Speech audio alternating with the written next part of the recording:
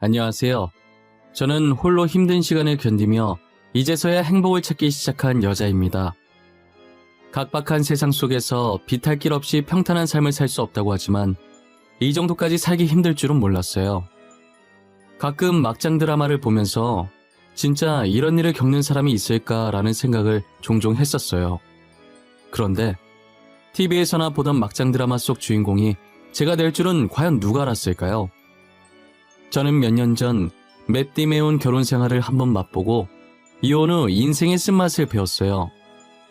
그래도 다행인 게 예전 같았으면 이혼에 대한 안 좋은 시선들이 많았겠지만 요즘은 너도 나도 이혼을 하니 이젠 이혼 정도는 흠축에도 안 끼더라고요. 덕분에 인생이 호락호락하지만은 않다는 교훈도 얻게 되고 새로운 출발도 할 수 있게 됐어요. 지금부터 어쩌다 제가 이혼을 하게 됐는지 여러분들께 들려드리려고 해요. 저는 대기업까지는 아니지만 그래도 계속 치고 올라가는 추세인 회사에 입사한 평범한 회사원이에요. 입사 당시에 제가 학생 시절 때부터 만나고 있던 남자친구가 있었는데 각자 취업하고 자리 잡는다고 서로 바빠지면서 연락도 뜸해지고 하다 보니 자연스럽게 이별을 맞이하게 됐어요. 아무래도 오랫동안 만난 남자친구라서 그런지 있다가 없으니까 빈자리가 크게 느껴지더라고요. 제 자취방에 있던 전 남자친구의 물건들을 정리하는데 마음이 너무 공허했어요. 그러다 몇 주 뒤 직장 동료가 사람은 사람으로 있는다는 말도 있지 않냐며 저처럼 여자친구와 헤어져서 힘들어하는 친구가 있는데 소개시켜 줄 테니 만나보라는 거예요. 어차피 한번 만난다고 바로 결혼할 것도 아니니 소개를 받았었어요. 막상 만나니 취향도 비슷하고 웃음 코드도 비슷해서 의외로 잘 맞더라고요. 그런데 상대방 직업이 의사라 저렇게 잘난 사람이 일개 회사원인 저를 마음에 들어할까 싶었죠. 걱정과 달리 상대방은 저를 마음에 들어했고 결혼을 전제로 진작에 만나보자고 고백을 했어요. 그렇게 저희는 길다면 길고 짧다면 짧을 1년 반이라는 기간 동안 뜨겁게 만나고 결혼을 했어요. 저희가 결혼 전에 임신과 출산에 대해 엄청 이야기를 많이 했었어요. 저는 하고 있는 일을 더 하고 싶고 신혼도 길게 즐기고 싶어서 2년 후에 아이를 갖자고 제안했죠. 남편도 아이 낳으면 돈이 많이 드니 그동안 돈 모으자며 제 의견을 따라주더라고요. 남편은 걱정이 안 됐는데 시어머니는 어떤 반응을 보이실지 정말 걱정을 많이 했어요. 한참을 망설이다 용기를 내서 시어머니께 저희가 내린 결론을 말씀드렸는데 시어머니께서는 가만히 고개만 끄덕이며 듣고 계시다가 흔쾌히 그렇게 하라고 하시더라고요. 솔직히 시어머니 반응을 걱정했던 게 남편이 4대 독자였기 때문인데요. 제 친구들 중에서도 남편이 독자인 집안이 있었는데 임신 압박이 어마무시한 거예요. 제가 결혼 전부터 주변에서 그런 얘기들이 들려오니 걱정이 안 될 수가 없었죠.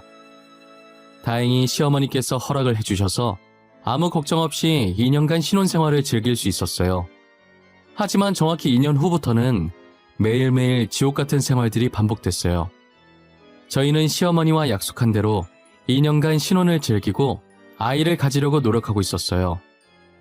아이를 언제 가지는 게 제일 좋을지 사주도 보고 옛날 사람 마냥 합방 날짜까지 잡았었어요. 그렇게 노력을 했지만 6개월이 지나도 임신 소식은 들리지 않았어요. 제가 계속해서 임신 소식을 들고 오지 않자 시어머니께서는 날마다 저를 찾아와 2년이면 많이 봐줬다고 빨리 아들을 낳으라고 재촉을 하시더라고요. 아이를 가지고 싶다고 해서 쉽게 가질 수 있는 게 아니니 조금만 기다려달라고 했지만 제 말은 도통 들으려고 하시질 않았어요. 남편은 4대 독자에 시간은 자꾸 흐르니 애가 타신 시어머니의 아들 타령은 갈수록 심해졌어요. 한 번은 시어머니께서 양손 가득 뭔가를 들고 저희 집에 방문을 하셨더라고요. 시어머니 손에 든 것은 조금 큰 쇼핑백과 자그마한 보따리였는데 쇼핑백 안에는 한약 한 상자가 들어있었고 보따리 안엔 쓴 흔적이 있는 여자 속옷과 부적이 있는 거예요. 도대체 이걸로 뭐 하시려고 하나 싶어서 시어머니께 물었죠. 이게 다 뭐예요? 이거 누가 입던 속옷 아니에요? 부적은 또 왜 가지고 오셨어요? 설마 저희 집에 붙이려고 가지고 오신 건 아니죠? 맞는데? 아니 글쎄 점쟁이 말로는 이 부적이 아들 낳게 해주는 부적이라고. 이거 붙인 사람들은 죄다 아들을 낳았다지 뭐야? 아 그러고 이건 아이 잘 들어서게 해주는 한약. 어머님 이런 거 다 거짓말이에요. 돈 받고 팔려고 무슨 말을 못하겠어요. 부적은 그렇다 치고 같이 들어있던 속옷은 뭐예요? 여기 살짝 해진 게 누가 쓰던 것 같은데? 아 이거 아들만 셋 낳은 여자가 썼던 속옷이야. 이거 입고 자면 아들을 낳을 수 있다더라고. 그래서 내가 어렵게 구해왔지. 다들 그 여자 속옷 가져갈 거라고 난리더라니까. 남이 쓰던 속옷을 어떻게 입어요 어머님. 저는 절대 못 입어요. 그냥 부적 붙이고 한약 꼬박꼬박 챙겨 먹을게요. 예, 못 입는 게 어디 있어. 그냥 눈 딱 한 번 감고 입으면 되는 걸. 다른 건 몰라도 이거 입고 아들 낳은 사람 내가 확실히 봤어. 미신에 맹신하시던 시어머니는 여기저기서 주워들은 걸 제게 써먹으려고 하시더라고요. 한약은 그렇다 치는데 부적이며 아들 낳은 여자가 입었던 속옷이며 아들만 낳을 수 있다면 아들 낳은 여자의 똥도 주워올 사람이었어요. 저는 목에 칼이 들어와도 입기 싫었는데 딱 한 번만 입으라고 사정을 하길래 정말 미친 척하고 잠깐 입어보다가 몇 초도 안 돼서 정신 차리고 바로 벗었던 것 같아요. 제가 살다 남이 입었던 속옷을 입는 날도 다 오네요. 저는 험한 꼴을 더 보이고 싶지 않아서 얼른 아이를 가져야겠다는 생각이 들었어요. 혹시나 내 몸에 문제가 있어서 임신이 되지 않는 게 아닌가 싶어서 병원에 검사를 받으러 갔어요. 떨리는 마음으로 검사 결과를 기다리는데 제가 배란 장애 때문에 임신이 안 되는 것 같다고 하시는 거예요. 심각한 정도는 아니고 꾸준히 치료를 하면 자연 임신할 수 있으니 걱정하지 말라고 하시더라고요. 그래도 아예 임신을 못하는 건 아니라고 해서 정말 다행이라고 생각했어요. 하지만 남편과 시어머니는 임신 가능성이 있음에도 불구하고 저를 하자 있는 사람처럼 취급하더라고요. 도대체 애 하나도 못 가지고 뭐하고 있냐부터 시작해서 애 못 가지는 여자는 여자도 아니라며 제 자존심을 지하까지 끌어내리는 말들만 골라서 하기 시작했어요. 아무리 시어머니께서 아들에 집착하는 사람이라고는 하지만 그래도 같은 여자로서 시어머니만큼은 제 마음을 이해해 주실 줄 알았어요. 이해는커녕 삿대질을 해가면서 상처가 되는 모진 말들을 서슴없이 내뱉으셨죠. 저는 시댁의 구박을 받으면서도 아이를 낳기 위해 치료를 열심히 받았어요. 하지만 치료를 받고 의사한테서 이제 임신이 가능하겠다는 결과도 얻었지만 여전히 제게 임신 소식이 들리지 않았어요. 그랬더니 시어머니께서는 더 이상 기다려줄 수 없다고 하시면서 애 못 가질 거면 더 늦기 전에 남편 세장가 보내야 하니 하루라도 빨리 이혼하라고 하셨죠. 시어머니께서 저렇게 얘기하시는데 제가 누구 좋으라고 이혼을 해주나요? 저도 쓸데없는 오기가 생겨서 악착같이 이 집에서 버티리라 마음먹었어요. 매일같이 제 면전에 이혼 서류가 날아다녔지만 절대 도장을 찍어주지 않았어요. 저에게도 이런 잡초 같은 근성이 있을 줄은 전혀 몰랐네요.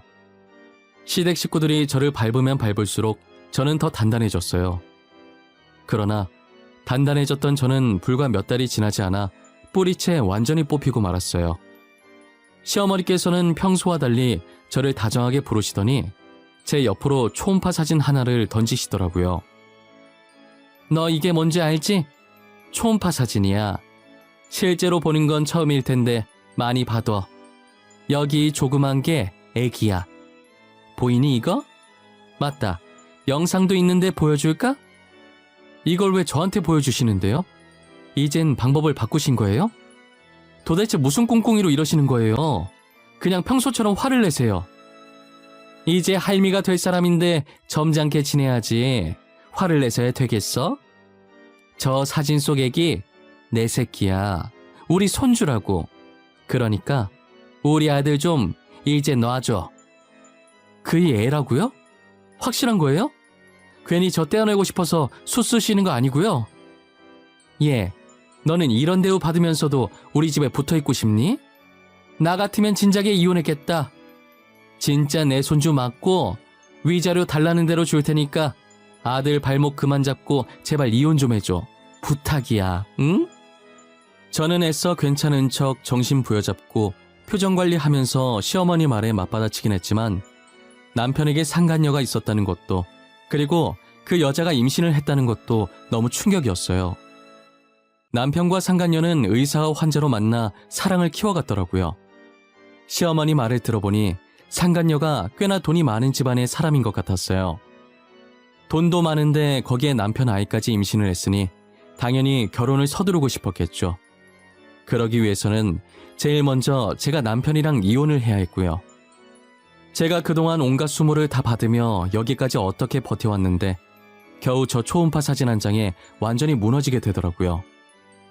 다른 여자가 남편의 아이까지 임신한 이상 제가 여기서 더 버티고 있을 이유는 없었어요. 결국 저는 남편에게 이혼 소송을, 상간녀에겐 상간녀 소송을 해서 위자료를 받을 수 있는 만큼 다 받아내고 그 집에서 나오게 됐어요. 하지만 저도 이대로 순순히 손 놓고 당하고만 있을 수는 없는 노릇이라 명예훼손으로 고소를 당하는 한이 있더라도 어떻게든 복수를 하리라고 마음먹었어요. 그간 구박을 받으면서 혹시나 필요할 때가 있지 않을까 싶어서 모아둔 녹음본들이 있었어요. 전 시어머니께서 제게 초음파 사진을 들이밀던 순간도 다 들어가 있었죠. 저는 의사협회 홈페이지에 들어가 익명으로 남편의 불륜 사실을 녹음본과 함께 올렸어요. 제가 올린 글은 삽시간에 조회수가 어마어마했고 남편 병원까지 이 얘기가 들어가게 됐죠. 남편 병원은 난리가 났고 결국 남편은 병원 이미지 떨어뜨린다는 이유로 잘리게 되었어요. 그리고 저는 의사협회에 더 이상 남편이 의사 생활을 못하게 블랙리스트로 추가시켜달라고 항의했죠.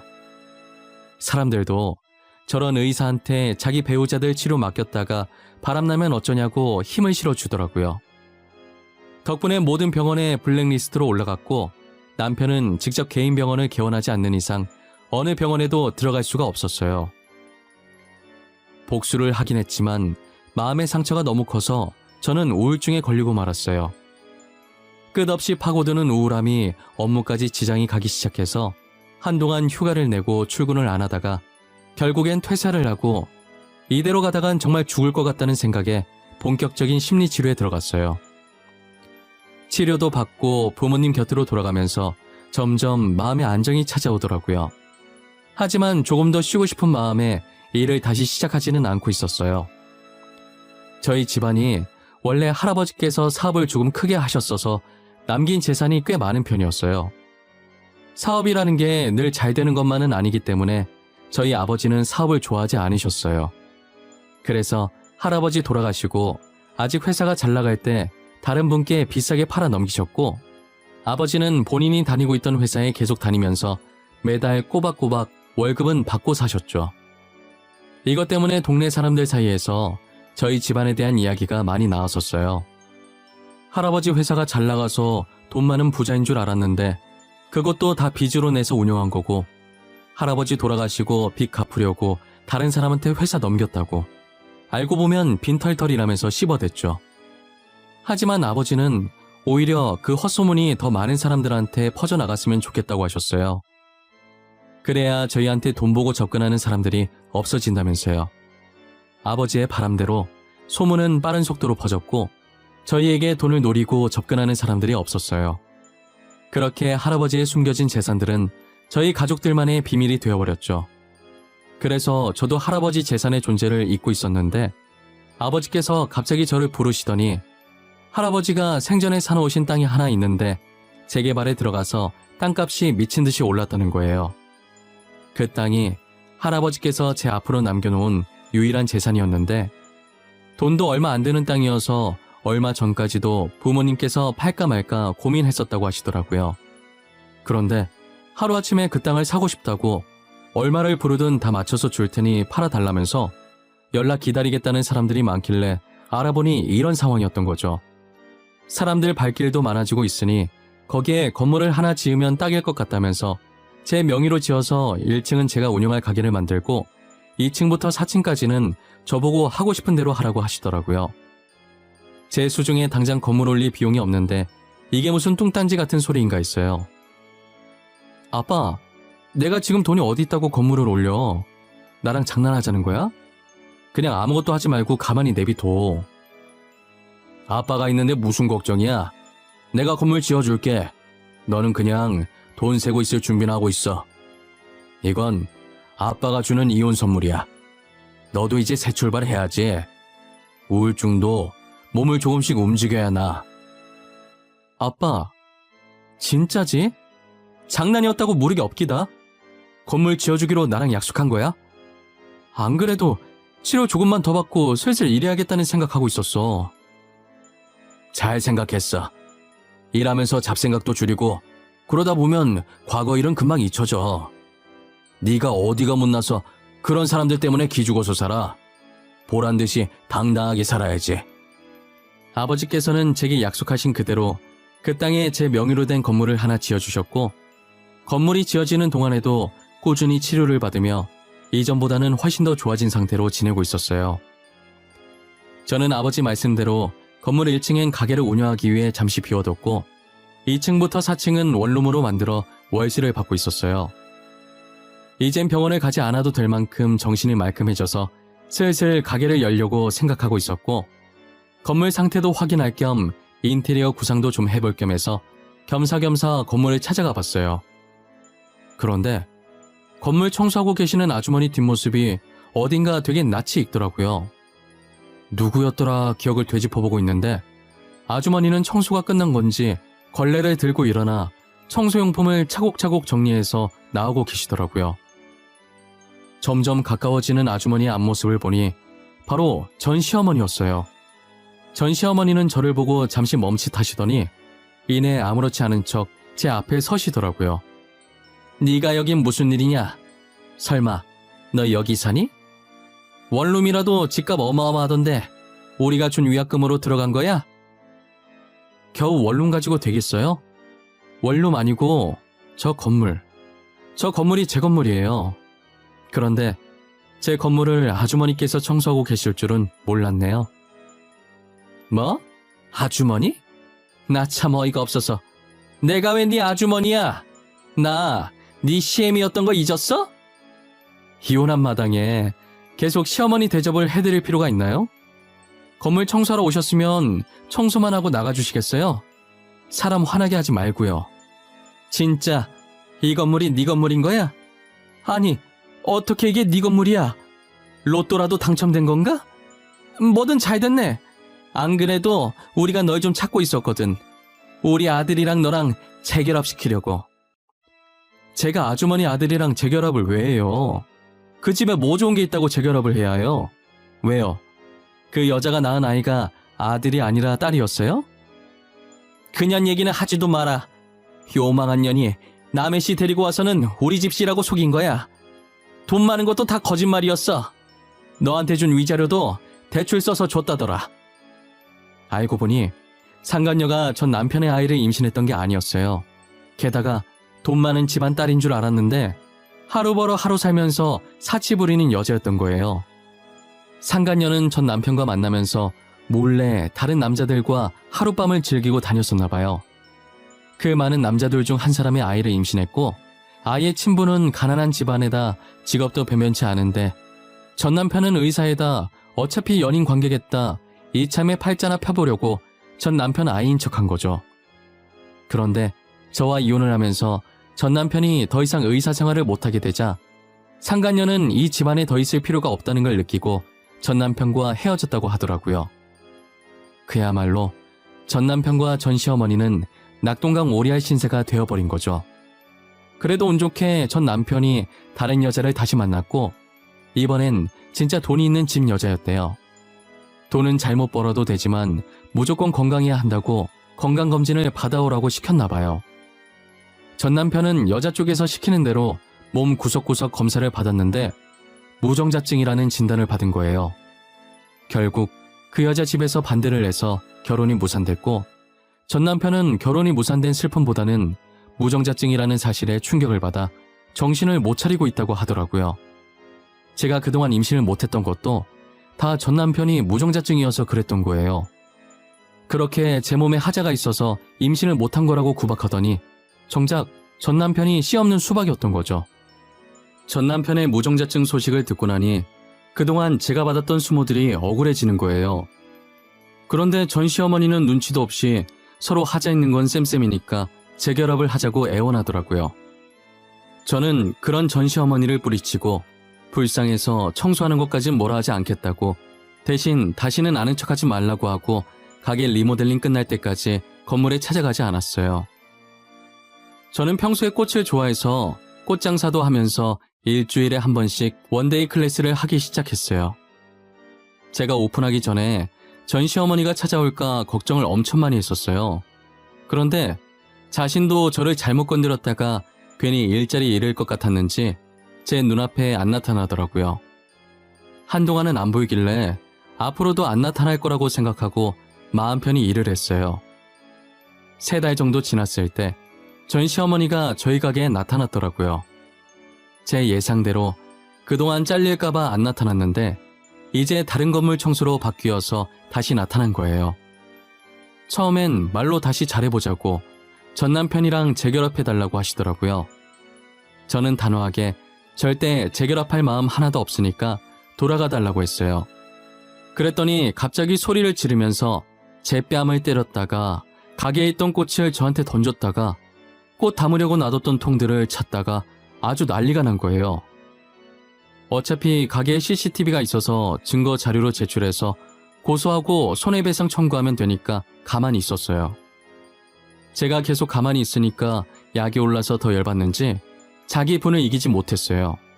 그러더니 자기 옆에 있던 꽃을 뽑아서 바닥에 팽겨치고 그 통 안에 있던 물을 저한테 뿌리려고 했는지 통을 잡고 힘을 주는데 누군가에 의해서 통이 다시 바닥으로 떨어졌어요.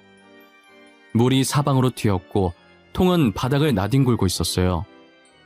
저는 물을 맞을 준비하며 고개를 살짝 숙이고 눈을 감고 있다가 통이 떨어지는 소리에 고개를 들었죠. 전시어머니 앞을 막아선 건 저희 가게 단골 손님인 아주머니 한 분과 젊은 남자분이셨어요. 이 아줌마가 진짜 미쳤나. 지금 남의 귀한 집 딸한테 이게 뭐하는 짓이에요? 요즘 시대에 남의 영업장에 와서 무식하게 누가 이런 짓을 한답니까? 네? 어디서 배워먹은 버릇이에요? 당신은 누군데 끼어드세요? 남의 일에 신경 끄고 가던 길이나 마저 가세요. 내가 내 며느리한테 화 좀 내겠다는데 무슨 상관이야? 며느리는 무슨 며느리? 이혼했으면 남남이지. 도대체 여기에 당신 며느리가 어디 있는데? 이제 내 며느리예요. 그러니까 당신 한 번만 더 여기 나타나면 진짜 내가 가만 안 둘 거예요. 알겠어요? 아주머니는 전시어머니한테 삿대질하며 고래고래 소리를 지르셨고 전시어머니는 처음엔 같이 소리 지르다가 아주머니의 포스에 압도되어 아무 말도 못하고 계셨었어요. 그리고 남자 손님은 안에서 전화하기엔 시끄러우니 가게 밖으로 나가서 경찰에 신고를 해주고 계셨죠. 결국 전시어머니는 경찰에게 끌려나갔고 저와 손님 2분도 같이 경찰서에서 참고인 조사를 받았어요. 손님의 증언과 제가 제출한 CCTV 증거를 토대로 전시어머니는 폭행과 영업방해, 그리고 기물파손으로 벌금과 손해배상 청구를 피할 수 없었어요. 그리고 경찰서 간 김에 더 이상 시댁이 찾아오지 못하도록 접근금지 신청까지 하고 나왔어요. 접근금지 신청 때문에 저보다 먼저 나간 손님 2분은 제가 나올 때까지 밖에서 기다리고 계시다가 제가 나오자 한달음에 달려와서는 많이 놀랬겠다고 걱정해 주시더라고요. 저를 도와준 아주머니와 젊은 남자 손님은 모자지간으로 정말 사이가 좋으셨어요. 저희 가게에 일주일에 3-4번은 오시는데 가만히 보고 있으면 저도 괜시리 웃음이 나는 가족이었죠. 원데이 클래스도 들으러 오시고 꽃도 사러 오시고 아주머니께서는 가끔 제 일도 도와주시곤 하셨어요. 부모님만큼이나 편한 분이 있냐고 물으면 바로 아주머니라고 답할 수 있을 만큼 제게 너무 잘해주셨죠. 제 일을 도와주면서 이런저런 얘기를 하다가 제가 이혼했다는 사실도 밝히게 됐고 아주머니께서도 남편과 사별을 했다는 사실을 알게 되었죠. 요즘은 이혼 흠도 아니라고 얘기 들어보니까 제 잘못 하나도 없으니 당당하게 살라고 조언도 해주셨어요. 아주머니는 저의 이런 추한 과거 얘기도 서스럼 없이 꺼낼 수 있는 편한 분이셨어요. 걱정 가득한 눈빛으로 제 손을 꼭 잡아주시는데 마음만큼이나 손도 참 따뜻하셨죠. 그러다 문득 가게에서 아주머니께서 전 시어머니한테 하신 말씀이 생각나는 거예요. 자신의 며느리라고 하신 게 단지 저를 구해주시려고 한 말 같은데 괜히 무슨 뜻인지 궁금해지더라고요. 그래서 셋이서 나란히 경찰서에서 가게로 돌아오는 길에 살짝 물어봤어요. 제가 계속 괜찮다고 했는데 굳이 가게를 치워주겠다고 하셔서 같이 가던 길이었거든요. 저 아주머니, 혹시 아까 하신 말 무슨 뜻이었어요? 제가 아주머니 며느리라는 말이요. 저 구하시려고 다시는 나타나지 말라고 일부러 하신 말이죠? 그런 것도 있고 지은 씨가 진짜 우리 며느리 했으면 좋겠다는 마음도 있고 나 지은 씨 되게 좋아하거든. 어른들한테 싹싹하고 일도 꼼꼼하게 잘하고. 갑자기 고백 같은 거 받으니까 기분이 이상하네요. 저도 아주머니 좋아해요. 엄마같이 친근하고 편하고 따뜻한 분이시라 너무 좋아요. 괜찮으면 우리 아들 녀석 한번 안 만나볼래요? 애가 좀 답답해서 그렇지 심성은 착해. 사실 저 녀석 꽃에 관심 하나도 없어. 안 온다고 난리치다가 지은 씨 보고 반해서 오는 거야. 아이, 엄마. 그렇게 멋없이 말하면 어떡해. 내가 나중에 고백하려고 했단 말이야. 엄마 때문에 다 망쳤어. 이제 쪽팔려서 지은 씨 어떻게 보냐고. 자식아, 내가 오죽 답답하면 그랬겠냐? 사내답게 그냥 밥 한 끼 하자고 하면 될걸 뭘 그렇게 꾸물거려. 그러다가 다른 잘난 남자한테 뺏기면 어쩌려고. 알고 보니 두 분은 저를 아내와 며느리감으로 마음에 들어서 저희 가게에 자주 오셨던 거였어요. 남자 손님이 저랑 안면 트고 친해진 뒤에 부담되지 않게 천천히 고백을 하려고 했는데 지켜보던 아주머니께서 답답한 나머지 먼저 말해버리신 거죠. 저는 어떻게 고백하든 두 분이 정말 좋으신 분이란 걸 알기 때문에 아무 상관이 없었어요. 저희는 아주머니 덕분에 얼떨결에 연애를 시작하게 됐죠.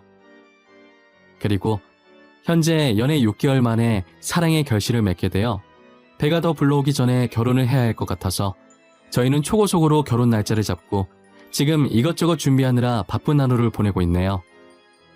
정말 하늘에서 정해놓은 짝이 따로 있는 것 같아요.